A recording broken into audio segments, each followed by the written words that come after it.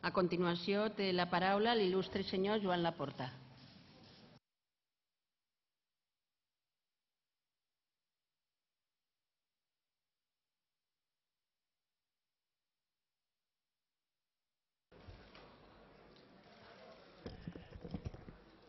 Gràcies, molt honorable presidenta del Parlament.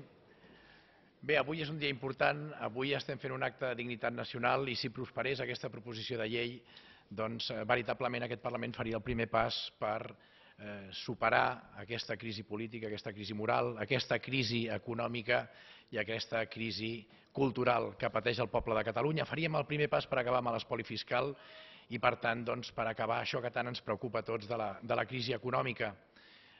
Mireu, parlant d'enquestes, parlant de majories, s'entén que la majoria social independentista ja cada cop està més consolidada dins de la nostra societat. L'enquesta que ha fet ara el Baròmetre de Comunicació i Cultura dona un 34% de vots a favor, de votants a favor de la independència, dona un 30% en contra i un 23% d'indecisos. En democràcia, les divisions es superen parlant, debatent, fent propostes intel·ligents, treballant per arribar a acords i, il·lustres diputats i diputades de Convergència i Unió, amb el seu anunciat abstencionisme, el que estan fent en aquest cas és amagar el cap sota l'ala. Penseu que amb l'anunciada abstenció a aquesta proposició de llei entenem que esteu negant el dret de molts independentistes com vosaltres a convèncer els qui estan indecisos.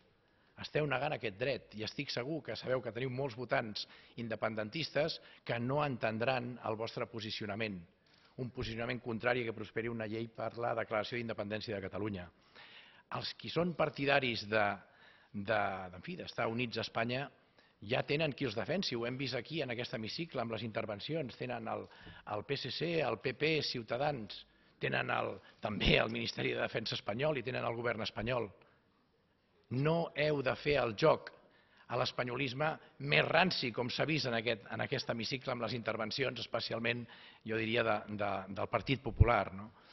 Entesos que la funció dels polítics no ha de ser de policia, ha de ser de crear els escenaris adients perquè els individus de la nostra societat, dels nostres conciutadans, puguin perseguir els seus anhels de llibertat, puguin perseguir els seus ideals i puguin també perseguir els seus objectius per sortir de la crisi, per tenir instruments de sortir de la crisi. I la independència és la via més clara per sortir d'aquesta crisi, és la via per acabar, com he dit abans, amb l'espoli fiscal.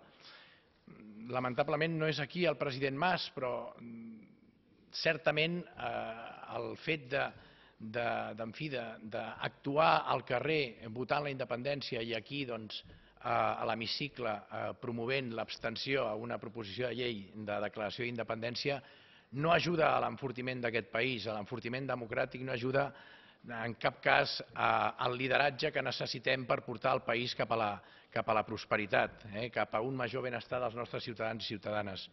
En qualsevol cas, penso que sigui quin sigui el resultat de la votació d'avui, jo per suposat votaré en contra de les esmenes a la totalitat i per tant votaré a favor, espero, de la proposició de llei de declaració d'independència de Catalunya. En qualsevol cas, sigui quin sigui el resultat, el procés per la independència de Catalunya és irreversible, ha començat i els que pregunten que i demà què, la resposta demà què és que avui és demà. Gràcies, senyores i senyors diputats.